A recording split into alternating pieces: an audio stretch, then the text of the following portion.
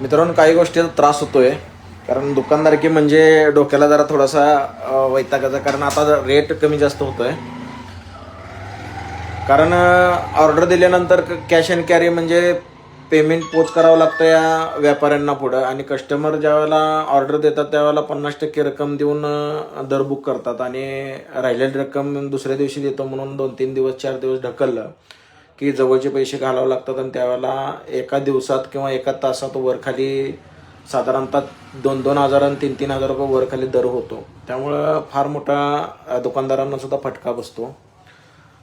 कस्टमरांना ज्या वेळेला पावतीवरती लिहून जो दर दिलेला असतो तोच द्यावा लागतो, म्हणजे कारण पुन्हा त्या कस्टमर जरा थोडंसं दर जर वरखाली झाला तर ॲक्सेप्ट करत नाही ते, कारण तुम्ही लिहून दिला आहे तो दर फिक्स म्हणून अशा प्रमाणात. आणि ज्यावेळेला दर खाली जातो, बुक केल्यानंतर दर खाली जातो त्यावेळेला बाकी ते म्हणतात खाली आलेल्या दरात आम्हाला सोनं पाहिजे. नाही मग 2 तोळ्याची ऑर्डर दिली असली तर 1 तोळ्याचंच द्या. अशा प्रकारे जरा थोडंसं हे दर जरा अपडेट होत असताना ह्या गोष्टी होत आहेत, कारण साहजिकच आहे कोणालाही कमी रेटमध्ये सोनं पाहिजेल असतंय.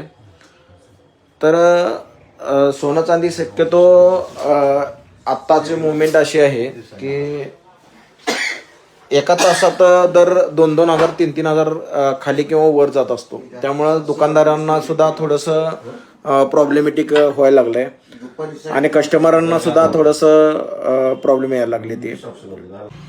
तर सोन्याचा आणि चांदीचा रेट आजचा असा आहे. 1 तारीख आहे आणि नवीन वर्षाची शुभेच्छा सगळ्यांना, सदिच्छा माझ्या. तर 1,36,500 रुपये आज सोन्याचा रेट आहे, आणि 1,38,000 रुपये 2,38,000 रुपये चांदीचा रेट आहे.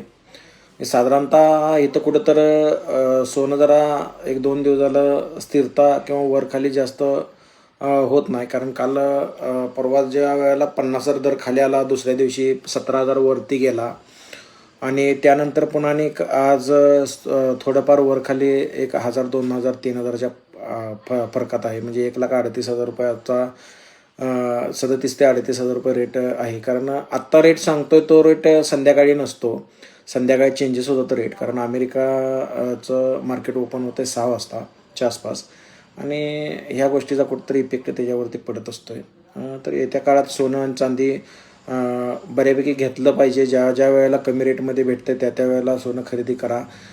लॉंग इन्व्हेस्टमेंट महत्त्वाची आहे, कारण काही लोक लगेच म्हणजे जर दर खाली आला तर नाराज होत असतात, आणि काही लोक दर वर गेल्यानंतर पुन्हा पॉझिटिव्ह होतात आणि पहिलं घेतलं असतं बरं झालं असतं असं म्हणतात. तर सोनं चांदी खरेदी करा.